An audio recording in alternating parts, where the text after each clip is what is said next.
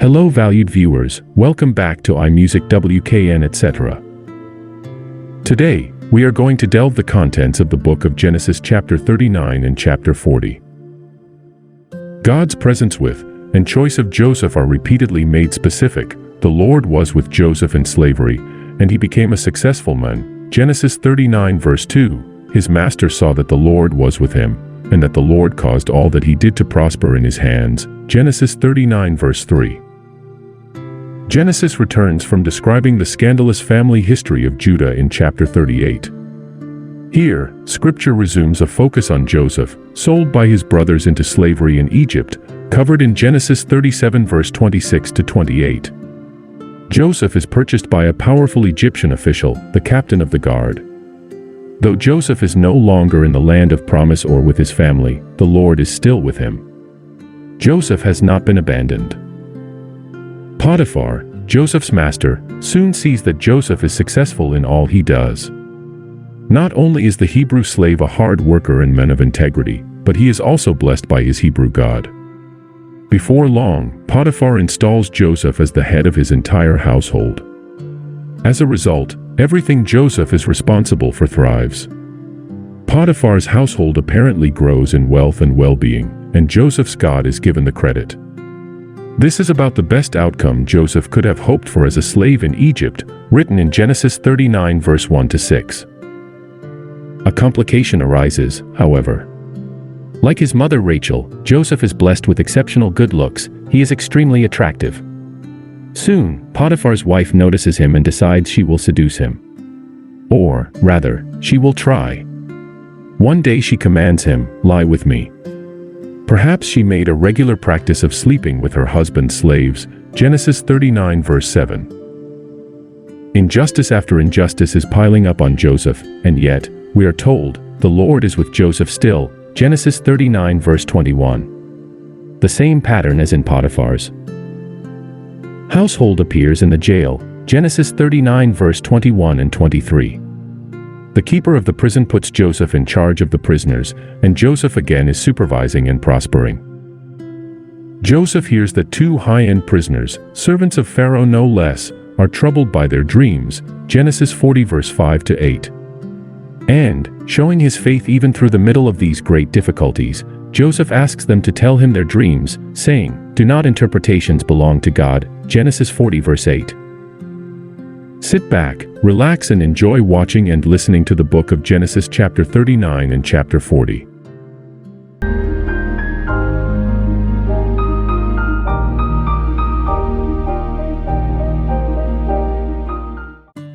Genesis 39 verse 1. And Joseph was brought down to Egypt, and Potiphar, an officer of Pharaoh, captain of the guard, an Egyptian, bought him of the hands of the Ishmaelites, which had brought him down thither. Genesis 39 verse 2. And the Lord was with Joseph, and he was a prosperous man, and he was in the house of his master the Egyptian. Genesis 39 verse 3. And his master saw that the Lord was with him, and that the Lord made all that he did to prosper in his hand. Genesis 39 verse 4. And Joseph found grace in his sight, and he served him, and he made him overseer over his house, and all that he had he put into his hand. Genesis 39 verse 5. And it came to pass from the time that he had made him overseer in his house, and over all that he had, that the Lord blessed the Egyptian's house for Joseph's sake, and the blessing of the Lord was upon all that he had in the house, and in the field. Genesis 39 verse 6. And he left all that he had in Joseph's hand, and he knew not aught he had, save the bread which he did eat. And Joseph was a goodly person, and well favored. Genesis 39 verse 7. And it came to pass after these things, that his master's wife cast her eyes upon Joseph, and she said, "Lie with me." Genesis 39 verse 8. But he refused, and said unto his master's wife, "Behold, my master wotteth not what is with me in the house, and he hath committed all that he hath to my hand." Genesis 39 verse 9. There is none greater in this house than I, neither hath he kept back anything from me but thee, because thou art his wife. How then can I do this great wickedness, and sin against God? Genesis 39 verse 10. And it came to pass, as she spake to Joseph day by day, that he hearkened not unto her, to lie by her, or to be with her. Genesis 39 verse 11. And it came to pass about this time, that Joseph went into the house to do his business, and there was none of the men of the house there within. Genesis 39 verse 12. And she caught him by his garment, saying, Lie with me. And he left his garment in her hand, and fled, and got him out. Genesis 39 verse 13. And it came to pass, when she saw that he had left his garment in her hand, and was fled forth. Genesis 39 verse 14. That she called unto the men of her house, and spake unto them, saying, See, he hath brought in an Hebrew unto us to mock us. He came in unto me to lie with me, and I cried with a loud voice. Genesis 39 verse 15. And it came to pass, when he heard that I lifted up my voice and cried, that he left his garment with me, and fled, and got him out. Genesis 39 verse 16. And she laid up his garment by her, until his Lord came home. Genesis 39 verse 17. And she spake unto him according to these words, saying, The Hebrew servant, which thou hast brought unto us, came in unto me to mock me. Genesis 39 verse 18. And it came to pass, as I lifted up my voice and cried, that he left his garment with me, and fled out. Genesis 39 verse 19. And it came to pass, when his master heard the words of his wife, which she spake unto him, saying, After this manner did thy servant to me, that his wrath was kindled. Genesis 39 verse 20. And Joseph's master took him, and put him into the prison, a place where the king's prisoners were bound, and he was there in the prison. Genesis 39 verse 21. But the Lord was with Joseph, and shewed him mercy, and gave him favor in the sight of the keeper of the prison. Genesis 39 verse 22.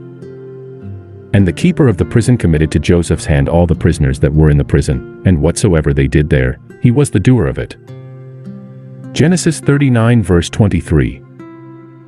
The keeper of the prison looked not to anything that was under his hand, because the Lord was with him, and that which he did, the Lord made it to prosper.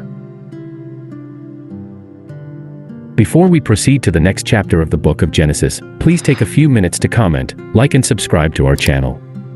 Thank you.